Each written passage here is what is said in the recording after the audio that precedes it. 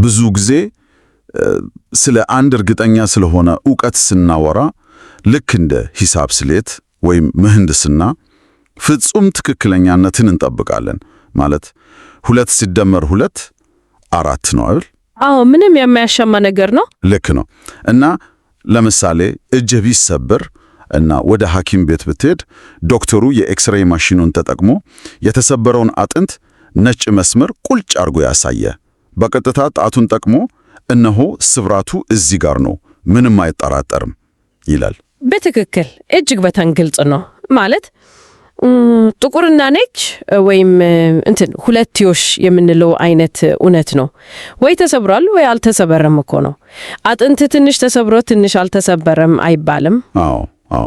እና ሰዎች ነገሮችን በዚህ መንገድ በተጨባጭ በአይናቸው ማየት፣ ማረጋገጥ እና መፈረጅ በጣም ያስደስታቸዋል። ነገር ግን እንግዲህ እዚህ ጋር ነው ዋናው ነጥብ። ወደ ታሪክ ጥናት ስንገባ በተለይም ከሺህ ዓመታት በፊት ወደ ተፈጸመው ጥንታዊ ታሪክ ስንገባ ያ የኤክስሬይ ማሽን ድንገት የተበላሸው ይመስላል። ኧረ ፈጽሞ አይሰራም ማለት ይቻላል። አየሽ፣ የምንመለከተው የታሪክ መልክዓ ምት እውነቱን ለመናገር እጅግ በጣም የደበዘዘና ችጋጋማ ነው። ልክ ነው። ይህ ሁኔታ እኮ በምሁራኑ ዘንድ የታሪክ ችጋጋማ ውሃዎች ተብሎ የሚጠራውን ሐሳብ በትክክል ይገልጻል። ምክንያቱም ታሪክን በእርግጠኝነት ማወቅ እንችላለን ወይስ አንችልም የሚለው ጉዳይ እጅግ አከራካሪ የሆነበት መስክ ነው። እሺ፣ ያለፈውን ነገር 100% በእርግጠኝነት ማወቅ አንችልም የሚሉ ብዙ የፍልስፍና ሰዎች አሉ። እሺ፣ ይህንን በዝርዝር እንመልከተው። ዛሬ የምናደርገው ጥልቅ ትንታኔ እንግዲህ ዊሊያም ሌን ክሬግ ባዘጋጁት ሪዝነብል ፌዝ በተሰኘው ታዋቂ መጽሐፍ ገጽ 218 እስከ 222 ባለው ክፍል ላይ የተመሰረተ ነው። አዎ፣ በጣም ወሳኝ ክፍል ነው። በተለይም የታሪክን ተጨባጭነት ወይም ኦብጀክቲቪቲ በሚቃወሙ ሐሳቦች ላይ ነው የሚያነጣርተው። ይህንን ጉዳይ ለምን ማንሳት አስፈለገን ካልን ለክርስቲያኖች እጅግ ወሳኝ ስለሆነ ነው። በትክክል የክርስትና እምነት መሠረት የሆነው እኮ ታሪክ ነው። በተለይም የክርስቶስ ትንሣኤ በገሃዱ ዓለም የተፈጸመ ታሪካዊ ክስተት ነው። ታዲያ ወንጌላውያን ክርስቲያኖች እምነታቸውን በምክንያታዊነት ለመከላከል ይህንን የታሪክ ተጨባጭነት ላይ የሚነሳውን ጥያቄ እንዴት ሊረዱትና ሊመልሱት ይገባል የሚለውን ነው የምንዳስሰው። አዎ፣ ማለት ታሪክን ማጥናት እኮ ልክ እንደ አንድ ትልቅ የእንቆቅልሽ ጨዋታ ነው አይደል? የጨዋታውን ዋና ምስል በካርቶኑ ላይ በቀጥታ ማየት ባንችልም የተበታተኑትን የውጤት ቁርጥራጮች ሰብስበን ምስሉን መገንባት እንችላለን ወይስ አንችልም? በጣም ጥሩ አገላለጽ ነው። እንቆቅልሹን መገንባት እንችላለን ወይስ ያገኘነው ቁርጥራጭ ሁሉ የራሳችን ፈጠራ ነው የሚለው ነው ዋናው ክርክር። ታውቃለህ፣ የታሪክ ዕውቀት ለምን ጥያቄ ውስጥ እንደገባ እና ይህ ጥያቄ ክርስቲያናዊ የነገረ መለኮት መሰረቶችን እንዴት እንደሚፈታተን መረዳት ግድ ይለናል። እሺ፣ እንዴት ነው የሚፈታተነው? ታሪክን ተጨባጭ በሆነ መንገድ ማወቅ አንችልም የሚለው ሐሳብ የክርስትናን እምነት ከመሰረቱ ሊያፈንደው የሚችል ቦምብ ነው እኮ። ዋው! ቦምብ! አዎ፣ ምክንያቱም ክርስትና እንደ ሌሎች ሃይማኖቶች የሞራል ፍልስፍና ወይም እንዲህ ብታደርግ ጥሩ ሰው ትሆናለህ የሚል የህይወት መመሪያ ኮድ ብቻ አይደለም። አዎ፣ ትክክል ነው። ይልቁንም እግዚአብሔር በገሃዱ ዓለም በተወሰነ ቦታና ጊዜ ውስጥ ያደረጋቸው እውነተኛ ታሪካዊ ክስተቶች ስብስብ ነው። አየህ፣ እግዚአብሔር በክርስቶስ በኩል ወደ ታሪክ ገባ ነው የምንለው። ልክ ነው። ቃል ሥጋ ሆነ ብለን ነው የምናምነው። በትክክል። ስለዚህ የታሪክ ተጨባጭነት ከወደቀ የክርስትና ታሪካዊ መሰረት አብሮ ይወድቃል ማለት ነው። ግን ቆይ፣ እነዚህን የታሪክ መረጃዎች ይዘን የክርስትናን እውነት ከማሞገታችን በፊት መጀመሪያውኑ ታሪክ የሚባል ነገር የለም ለሚዩት የፍልስፍና ሰዎች ምላሽ መስጠት አለብን አይደል? አዎ፣ ግድ ነው። በመጽሐፉ ላይ የታሪክ አንጻራዊነት ወይም ሂስቶሪካል ሪላቲቪዝም የሚባል አመለካከት አለ ይላል። ይህ አመለካከት ታሪክን በእርግጠኝነት ማወቅ አይቻልም ይላል። እዚህ ላይ ግን እኔ የምሞግተው ነገር አለ። ታሪክ አንጻራዊ ነው ሲባል አልገባኝ። እሺ፣ ምን ላይ ነው አልገባው? ሮም እንደነበረች እናውቃለን እኮ። ጁልየስ ኬዛር እንደነበር እናውቃለን። ታዲያ እንዴት ነው ሁሉም ሰው የራሱን ታሪክ ይፈጠራል የሚባለው? በጣም ጥሩ ጥያቄ ነው። የታሪክ አንጻራዊነት አቀንቃኞች እኮ ሮም አልነበረችም ወይም ጁልየስ ቄሳር አልተወለደም አይሉም። የተፈጸሙ ድርጊቶች መኖራቸውን አይክዱም። ታዲያ ምኑን ነው የሚክዱት? እነሱ የሚሉት እነዚህን ክስተቶች የምንረዳበት መንገድ፣ የምንሰጣቸው ትርጉም እና የምንገነባው ትርክት ወይም ናራቲቭ ፈጽሞ ተጨባጭ አይደለም ነው። የታሪክ አንጻራዊነት አስተሳሰብ ታሪክን ከተጨባጭ እውነታነት አውርዶ ፍጹም የግል አመለካከት ውጤት ወዳለው ደረጃ ዝቅ ያደርገዋል። ማለት ይህ በዘመናችን የፖስት ሞደርኒዝም ፍልስፍና ተብሎ የሚታወቀው አመለካከት ዋና መግለጫ ነው። የራስህ እውነት አለህ ይላል።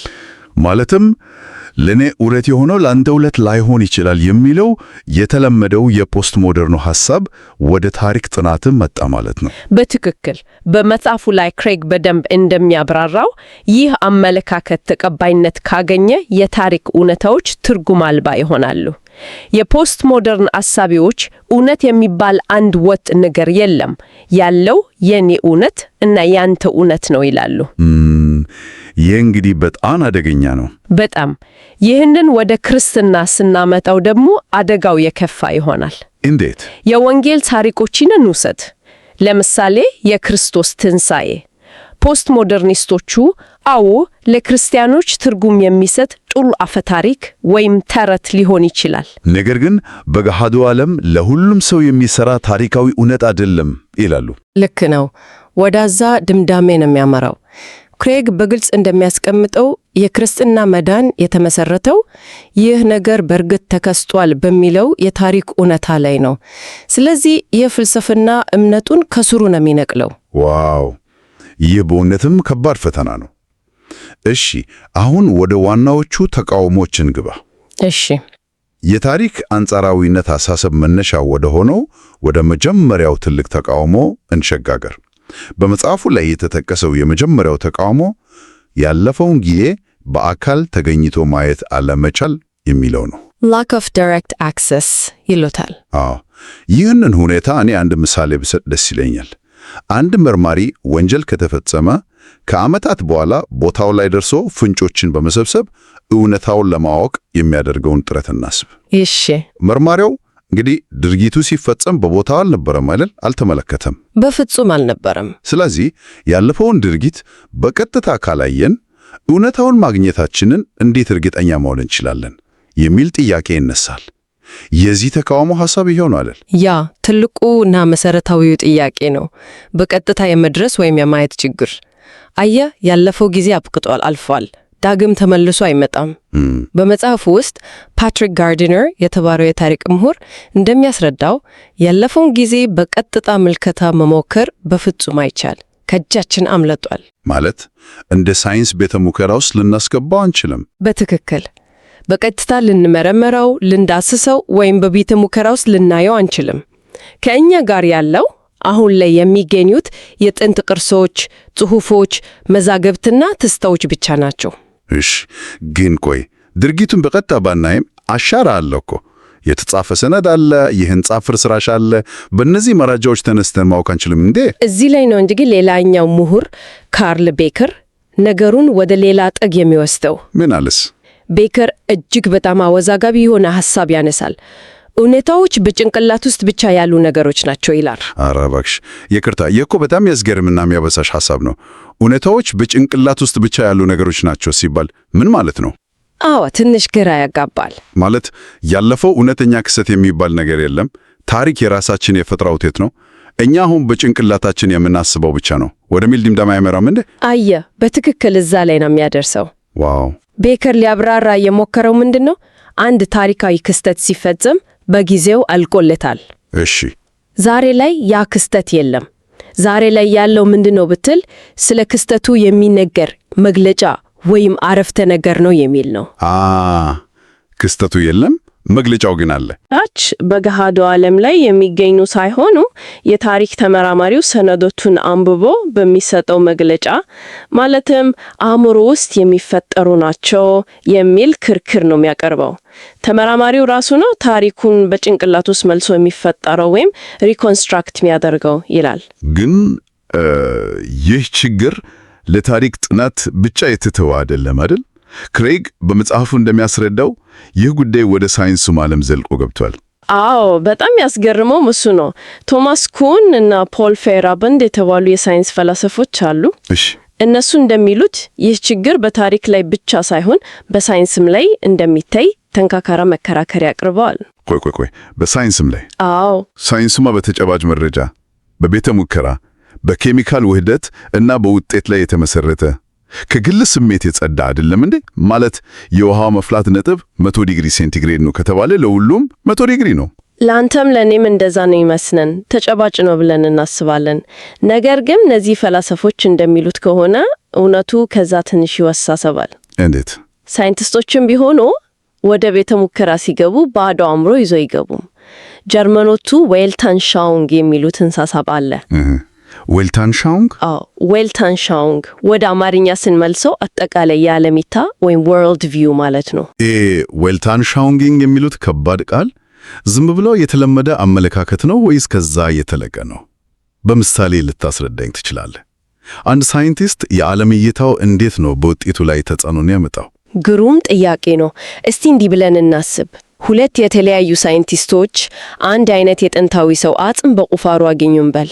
እሺ የመጀመሪያው ሳይንቲስት ፍጹም የዳርዊን የዝግመተ ለውጥ ወይም ኢቮሉሽን የዓለም እይታ ያለው ሲሆን፣ ሁለተኛው ደግሞ የፍጥረት ወይም ክሪኤሽኒስት የዓለም እይታ ያለው ነው። እሺ ሁለት የተለያዩ አመለካከቶች አላቸው። አሁን ሁለቱን ሳይንቲስቶች የሚያዩት ያኑን አንድ አይነት አጥንት ነው አይደል? አዎ አጥንቱ አልተቀየረም። ነገር ግን የመጀመሪያው ሳይንቲስት አጥንቱን ሲያይ ይህ ከዝንጀሮ ወደ ሰው በተደረገው የዝግመተ ለውጥ ሂደት ውስጥ ያለ የሽግግር አካል ነው ብሎ ይተረጎማል። እሺ ሁለተኛው ደግሞ ይህ በኖህ የጥፋት ዋጊሌ የጠፋ የተለየ የሰው ዘር ነው ሊል ይችላል። ማለትም አጥንቱ ራሱ አልተቀየረም፣ ነገር ግን ሳይንቲስቶቹ ያንን መረጃ የተረጉሙበት መንጸር ሙሉ ለሙሉ የተለያየ ነው ማለት ነው። በትክክል ኩኑና ፌራበንድ የሚሉትም ይህንን ነው። ይህ አጠቃላይ የዓለም እይታቸው ወይም ዌልታንሻውንግ በምርምር ውጤታቸው መረጃዎችን በሚተረጉሙበት መንገድ አልፎ ተርፎም በሚጠቀሙባቸው ቃላቶች ትርጉም ላይ ሁሉ ተጽዕኖ ያደርጋል። ዋው! ይህ ማለት እኮ ታሪክ ጸሐፊውም ሆነ ሳይንቲስቱ እውነታውንም በተራቆተ መልኩ ወይም ሙሉ በሙሉ ገለልተኛ በሆነ ምልከታ አያዩት። ሁሉም ሰው መረጃውን የሚተረጉመው አስቀድሞ በተቀረጸበት የዓለም እይታ ውስጥ አልፎ ነው። ስለዚህ በታሪክ ተመራማሪውና በሳይንቲስቱ መካከል ያለው ልዩነት ታቧል ማለት ነው። አዎ ያን ያህል የተራራቀ አይደለም እያሉ ነው። ስለዚህ እንግዲህ ይህ ሁሉ ምን ማለት ነው? ያለፈውን ጊዜ በቀጥታ መድረስ አለመቻላችን ብቻ ሳይሆን መረጃዎቹን ስንመረምር እኛ ራሳችን ገለልተኛ አለመሆናችን ሌላኛው ትልቁ የታሪክ ዕውቀት ፈተና መሆኑን ነው የሚያሳየን። ልክ ነው። እዚህ ጋር ወደ ሁለተኛው ትልቅ ተቃውሞ ገባን ማለት እኮ ነው። ይህ ማለት መጽሐፍ ቅዱስን ስናነብ ወይም የታሪክ መረጃዎችን ስንመረምር የራሳችን ዘመን፣ ባህል እና አስተዳደግ ሳናውቀው የራሱን ትርጉም ይጭንባቸዋል ማለት ነው። ልክ ነህ። ዋናው ፈተና እሱ ነው። ሁለተኛው ትልቁ ተቃውሞ ይሄው የገለልተኝነት እጦት ወይም ላክ ኦፍ ኒውትራሊቲ የሚባለው ነው። እሺ ሄንሪ ፒሬን የተባለውን ምሁር በመጥቀስ መጽሐፉ እንዲያብራራው ማንም ታሪክ ጸሐፊ ገለልተኛ ታዛቢ ሊሆን አይችልም። ማንም ሰው ከታሪክ ውጭ ሆኖ ከላይ ያየ ታሪክን መጻፍ አይችልም። እያንዳንዱ የታሪክ ተመራማሪ የራሱ ጊዜ፣ ቦታ እና ማህበረሰብ ውጤት ነው። ወደ ታሪክ ጥናት የሚገባው የራሱ የሆነ አመለካከት፣ ዝንባሌ እና ቅድመ ግምት ወይም ፕሪሰፖዚሽን ይዞ ነው። ይህ እኮ ልክ የፀሐይ መነጽር አድርጎ ዓለምን እንደመመልከት ማለት ነው አይደል? ቀይ መነጽር ያደረገ ሰው ዓለምን ሁሉ ቀይ አድርጎ ያያል። ጥቁር ያደረገው ደግሞ ጥቁር። መነጽሩን አውልቆ እውነታውን እንዳለ ማየት አይችልም፣ ምክንያቱም መነጽሩ ከዓይኑ ጋር ተጣብቋል። በጣም አሪፍ ምሳሌ ነው። መነጽሩን ማውለቅ አይችልም። ታዲያ ይህ ለወንጌላውያን ክርስቲያኖች ያለው የነገረ መለኮት ትስስርና አደጋ በትክክል ከዚህ ይመነቻል። አዎ፣ እስቲ ይህንን በደንብ አብራሪልን። ይህ ገለልተኛ አለመሆን የክርስትናንን ታሪካዊነት ለመከላከል ማለትም አፖሎጀቲክስ ላይ እንዴት እንቅፋት ይሆናል? እንግዲህ አስበው፣ አንድ የዘመናችን የታሪክ ተመራማሪ በፈጠራዊነት ወይም ናቹራሊዝም ፍልስፍና የታወረ ከሆነስ? እሺ፣ ተፈጥሯዊነት ስንል ተፈጥሯዊነት ማለት ከፈጣሪና ከተፈጥሮ ሕግጋት ውጭ የሆነ ምንም ነገር የለም፣ ቲናምር የሚባል ነገር አይሰራም የሚል ጽኑ እምነት ነው። ኦኬ፣ አሁን ይህ ተመራማሪ የክርስቶስን ትንሣኤ ታሪክ ሊያጠና መጣ እንበል። ወንጌል ላይ ያሉትን ማስረጃዎች ያነባል፣ ባዶውን መቃብር ያያል፣ የደቀ መዛሙርቱን ምስክርነት ያያል። እሺ።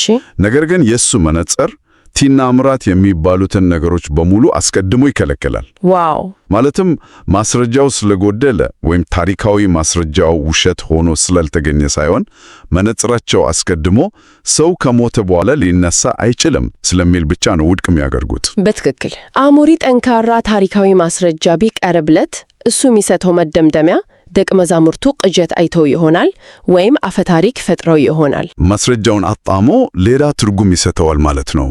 አዎ። ለምን? ምክንያቱም የዓለም እይታው ተአምርን አይቀበልም። ስለዚህ ታሪክን ስንመረመር ማናችንም ገለልተኛ አለመሆናችንን አምነን መቀበል እምነታችንን በምንከላከልበት ጊዜ እጅግ ይጠቅመናል። ቆይ፣ እንዴት ነው የሚጠቅመን? ገለልተኛ አለመሆናችን ራሱ ችግር አይደለም እንዴ? አይደለም። ለምን? ምክንያቱም የራሳችንን መነጽር ጥንቅቀን እንድናውቅ ይረዳናል። ከዛም በላይ ደግሞ ተቃዋሚዎቻችንም የራሳቸው መነጽር እንዳላቸው እንገነዘባለን። አየህ፣ አንድ ሰው ትንሣኤውን ሲክድ ይሄ ሰው ታሪካዊ ማስረጃ አጥቶ ሳይሆን የያዘው የተፈጥሯዊነት ፍልስፍናዊ አቋሙ ስለከለከለው ነው ብለን እንድንሞግት አቅም ይሰጠናል። እጅግ በጣም ግሩም የሆነ እይታ ነው። የዚህ ጥልቅ ትንታኔ ጉዞ እንግዲህ የታሪክ ተጨባጭነት ላይ የሚነሱትን ሁለት ግዙፍ ተቋሞች አሳይቶናል። አንደኛው ያለፈውን ጊዜ በቀጥታ መድረስ አለመቻል ወይም በአካል ተገኝቶ አለማየት ሲሆን፣ ሁለተኛው ደግሞ የታሪክ ተመራማሪዎች ፍጹም ገለልተኛ አለመሆናቸውና በመነጽር መመልከታቸው ነው። የፖስት ሞደርኒዝም እና የታሪክ አንጻራዊነት አቀንቃኞች እነዚህን ሁለት ነጥቦች ተጠቅመው የታሪክን ተጨባጭነት ሙሉ በሙሉ ውድቅ ለማድረግ ይሞክራሉ። ልክ ነው። እሱ ነው ዋናው ስልታታቸው። እናም ለክርስቲያናዊ እምነት መከላከያ እነዚህን የፍልስፍና ተቋሞች እና መነሻቸውን መረዳት እጅግ በጣም አስፈላጊ ነው፣ ያለምንም ጥርጥር። ምክንያቱም ቅድም እንዳልነው የታሪክን ተጨባጭነት መተው ማለት የክርስትናን ትልቁን መሰረት መተው ማለት ነው። ምንም እንኳን ታሪክ እንደ ሂሳብ ስሌት 100% ፍጹም ባይሆንም ትርጉም አልባ አይደለም እኮ። አዎ፣ ፍጹም አይደለም። ክርስቲያኖች ታሪክን በምክንያታዊነት ለመከላከል ሁልጊዜም መዘጋጀት አለባቸው። እነዚህ የፍልስፍና ተቋሞች ቢኖሩም ያሉትን ታሪካዊ መረጃዎች እንዴት ማመዛዘን እና እውነታውን በተሻለ መንገድ መገንባት እንዳለብን ማወቅ የእምነታችን የጀርባ አጥንት ነው። ክሬግም በመጽሐፉ የሚያሳየን ይህኑ ነው። ተቋሞቹን አውቀን ምክንያታዊ በሆነ መንገድ ታሪክን እንደገና መገንባት እንችላለን። በእርግጥ የታሪክ ጥናት ያን ያህል እንደ ኤክስሬይ ማሽኑ ፍጹም ጥርት ያለ ላይሆን ይችላል፣ ግን ደግሞ ሙሉ በሙሉ ትርጉም አልባ ጭጋግ አይደለም። መረጃዎችን ተጠቅመን ወደ እውነታው መቅረብ እና ምስሉን መገንባት እንችላለን። በትክክል። በመጨረሻ ለም አድማጮቻችን አንድ አሳሳቢና ቀስቃሽ ሐሳብ ማንሳት እፈልጋለሁ። እሺ። የሰው ልጅ ያለፈውን ጊዜ የሚረዳበት መንገድ ሁልጊዜም አሁን ባለው የዓለሚታ ባህል እና አስተዳደግ የሚገደብ ከሆነ ስለ እግዚአብሔር እና ስለ መጽሐፍ ቅዱስ ታሪኮች እኛ ራሳችን ያለን ግንዛቤ ምን ያህሉ በእርግጥም ከእውነተኛው የእግዚአብሔር ቃል የመጣ ነው? ከባድ ጥያቄ ነው። አዎ፣ ምን ያህሉ ሳናውቀው የዘመናችን ባህል አመለካከትና ያደግንበት ማህበረሰብ ያጠለቀብን መነጽር ውጤት ነው? ይሄ በእውነትም እያንዳንዱ ሰው ቆም ብሎ የራሱን ልብና አእምሮ በጥልቀት እንዲመረመር የሚጋብዝ ከባድ ጥያቄ ነው። በመግቢያችን ላይ ያነሳ ነው የታሪክ ጭጋጋማ ውሃ የሚገኘው በጥንታዊ መዛግብት ውስጥ ብቻ ሳይሆን እኛ ራሳችን ያንን የእንቆቅልሽ ጨዋታ ስንገጥምና መጽሐፍ ቅዱስን ስናነብ በምናየው መንገድ ውስጥ ጭምር ነው እኮ። የራሳችንን መነጽር በሚገባ መገንዘብ ያንን ጭጋግ ለመክፈፍ የሚረዳን የመጀመሪያውና ትልቁ እርምጃ ነው። ልክ ነው። የኤክስሬይ ማሽኑ የቱንም ያህል ጥርት ያለ ምስል ባያሳየንም አጥንቱ ግን በእርግጡም እዛ ውስጥ አለ። በትክክል። እኛም የራሳችንን መነጽር ተገንዝበን የፍልስፍናውን ጭጋግ አጥርተን ትክክለኛውን የታሪክ ምስል ቁርጥራጭ ማግኘታችንን ማረጋገጥ የእኛ ድርሻ ነው። እንግዲህ ለዛሬ የነበረን ትልቅ ትንታኔ በዚህ ያበቃ። አድማጮቻችን፣ በሚቀጥለው ጊዜ በሌላ አጓጊ ርዕስ እስከምንገናኝ ደህና ሁኑ።